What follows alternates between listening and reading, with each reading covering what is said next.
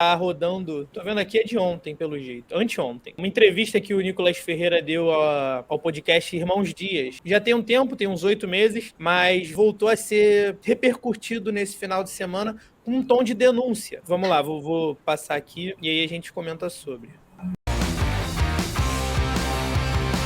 A liberdade de expressão, ela é uma discussão muito mais profunda do que as pessoas acreditam. Então você tem Chomsky, por exemplo, que relata que existem, por exemplo, judeus que não são contrários a uma tese que foi feita, um estudioso, que colocou como se o Holocausto fosse mentiroso. Estudioso, Se fosse grande parar pra pensar, você fala, estudioso, Holocausto. um gênio. E tipo, fala de estudiosos e não cita o dado, não cita a fonte. Tem uns estudiosos aí.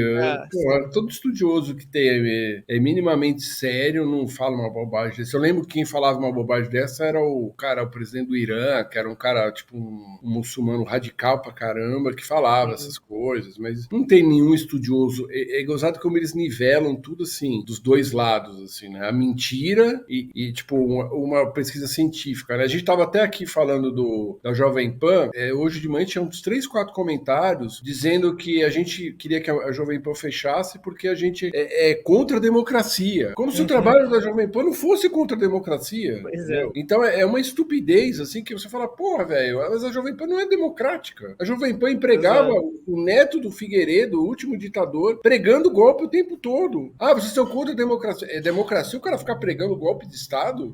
Não, mas ó, o cara, ele acha que tem assim, trilhões de provas que houve o Holocausto, tem lá o campo de concentração para as pessoas visitarem. Mas tem uns caras que falam que isso não existiu. Não, mas estudioso. Exato. É amigo do Olavo de Carvalho. É importante falar isso, né? Se você vai citar um estudo, um dado, você tem que apresentar, de fato, o dado, porque senão é opinião. Eu posso falar que o estudioso disse, mas se eu não apresentar o estudo, é só opinião. Exatamente. A gente tipo, faz o jornalismo hoje muito opinativo, mas a gente tenta, tudo que a gente fala, até a foto que a gente põe, a gente coloca a fonte, entendeu? Exato. Porque, assim, você tá opinando, mas a gente tenta sempre, a gente se prepara, a gente tenta estudar um assunto, mesmo que o assunto seja complexo. Então, assim, até a opinião também tem que ser uma opinião embasada, entendeu? Senão vira tudo senso comum. Mas então, você vai pegar... a nossa dinâmica aqui, a gente traz o fato e opina em cima. A gente não traz a nossa opinião e inventa um fato para sustentar ela. Porque isso virou uma coisa tão maluca, assim, até tô cortando isso, porque isso é muito revoltante, ainda mais pro jornalismo, que eu acho assim, a mentira sempre houve no jornalismo, não é? Sempre, sabe, sei lá, das mais diversas formas, até acho que talvez de formas até um pouco menos toscas do que hoje, né? Mas essa coisa que a extrema-direita trouxe, de que uma mentira descarada e insana tem o mesmo valor do que uma matéria apurada, tudo, você ferra com toda a sociedade, a democracia, o jornalismo, com tudo. Você tem os estudiosos aí que acham isso, então eles têm o direito de ficar falando merda, porque a gente vive numa democracia. Não, mas você tá falando mentira, se você tá prejudicando pessoas, você vai ter que arcar isso judicialmente. E as plataformas têm o direito de tirar conteúdo mentiroso. Você não pode sair contando mentira, que nem aqui, você vai ficar saindo contando mentira aqui para você mora num prédio, pro vizinho, pro outro, você cria um clima de briga, um vai dar um tiro no outro, mas tudo bem. Não, cara. Calúnia tá no Código Civil, Penal, sei lá. Entendeu? E é exatamente por isso que a Jovem Pan está sendo desmonetizada e que ela pode fechar. Não é porque a gente é contra a democracia. É porque ela não está honrando com o pacto democrático. Com o pacto democrático. Inclusive, assim,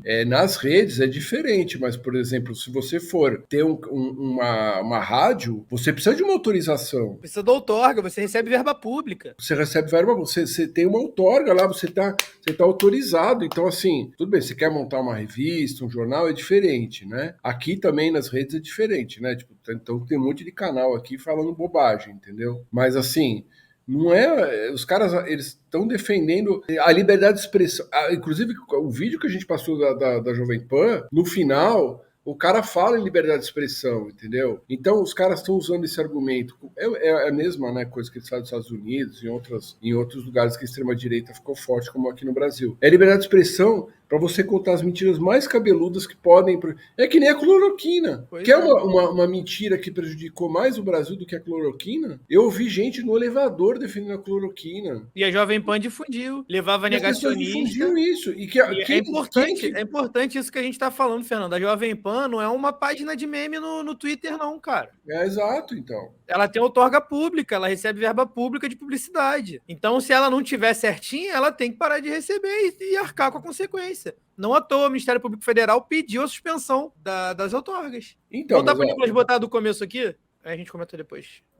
A liberdade de expressão, ela é uma discussão muito mais profunda do que as pessoas acreditam. Então, você tem Chomsky, por exemplo, que relata que existem, por exemplo, judeus que não são contrários a uma tese que foi feita, um estudioso, que colocou como se o Holocausto fosse mentiroso. Se eu fosse parar para pensar, você fala, pô, o Holocausto aconteceu. Nós vamos ficar deixando a gente falar que o Holocausto não aconteceu e ficar influenciando pessoas? A própria comunidade judaica deu a liberdade desses caras falarem isso. Por quê? Segundo ele, a liberdade de expressão é plena e uma sociedade que ela auto se regula não é censurando as coisas, mas deixando com que as coisas aconteçam e que as pessoas consigam analisar que aquilo dali é absurdo. Então, nos Estados Unidos, por exemplo, tem o partido nazista. É pequeninismo, não tem relevância nenhuma. Então, as pessoas vão olhar e falar, pô, ridículo isso, não vou fazer parte daquilo. Mas tem também um outro lado do seguinte sentido. Toda liberdade ela tem o seu limite. Você não tem uma liberdade de expressão para poder chegar dentro de um hospital e fazer uma piada com uma pessoa que tem síndrome de Down. Porque ali não é o ambiente, não é o local para isso. Agora, se você pagou para ir num show, por exemplo, de qualquer humorista que seja, e ele faz uma piada, você tem síndrome de Down, ou não tem, e tá lá, e a pessoa fez uma piada com síndrome de Down, com nazismo, com negro, com loura, qualquer coisa, eu entendo que a piada é para não ser levada a sério. Caso contrário, não é piada.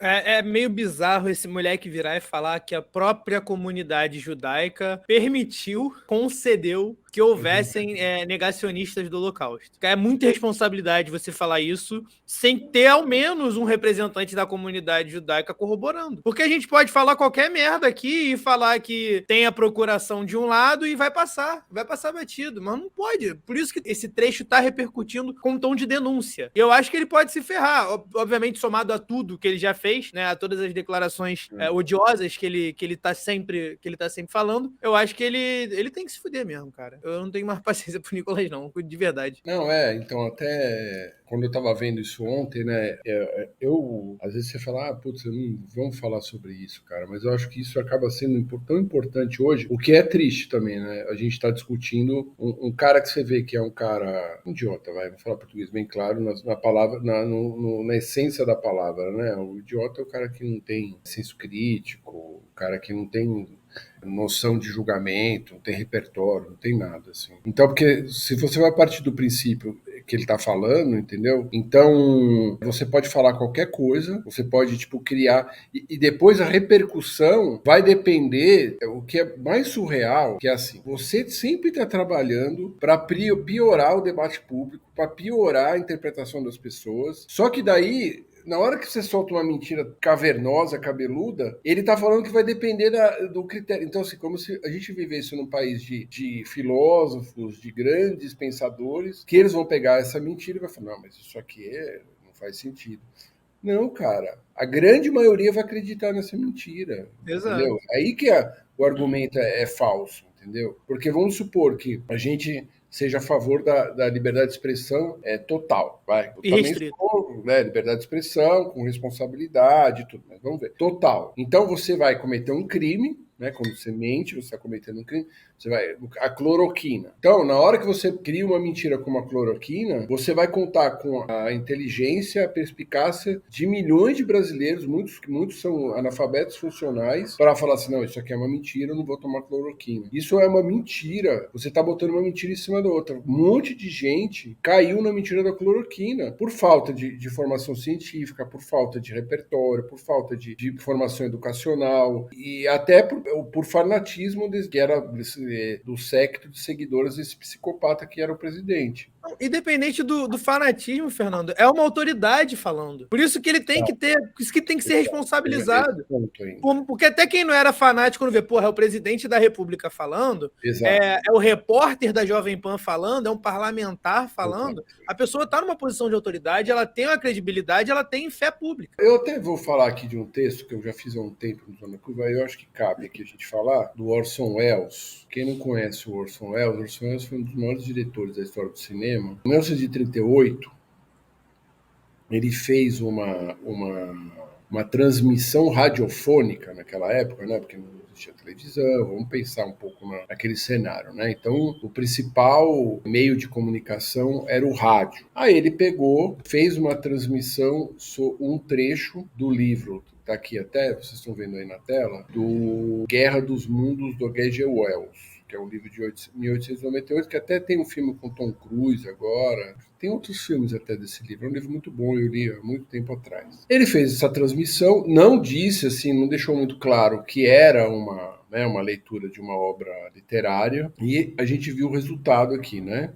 Cenas inacreditáveis de terror em Nova York, Nova Jersey e São Francisco. 15 pessoas foram internadas em estado de choque e uma mulher chegou a tentar o suicídio na cidade de Pittsburgh. Daí depois ele foi lá, pediu desculpa, falou que ele devia ter avisado. Isso foi bem no começo da carreira dele, não tinha nem feito o Cidadão Kane de 1941. Eu acho que esse exemplo é importante para a gente ver como as pessoas interpretam. Ninguém teve o bom senso de pensar assim, né? As pessoas começaram a entrar em pânico, assim. Foi mais ou menos o que nem aconteceu na cloroquina. As pessoas começam a entrar em pânico. A autoridade pode até chegar, né? Como você estava falando, mas a autoridade tem mais... Quando o pânico se espalha, como foi na época da pandemia, e o cara vem com uma mentira tão absurda, as pessoas estão acreditando em qualquer coisa, assim, entendeu? E foi como nesse caso do Orson Welles. O cara vai lá e começa a falar, as pessoas acreditaram que o mundo estava sendo invadido por ET mesmo, entendeu? Ficaram desesperados, saiu na rua e quem ia desmentir aquilo? Né? Então hoje você tem outras ferramentas de comunicação, mas naquela época você só tinha o rádio. Então isso, de certa forma, sempre já existiu,